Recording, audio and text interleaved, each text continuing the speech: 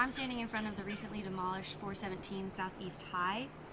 The unsafe structure case that led to this demolition opened in March of this year, and the demolition order came in May. So we just took it down for about $4,800, and let's see what that looks like.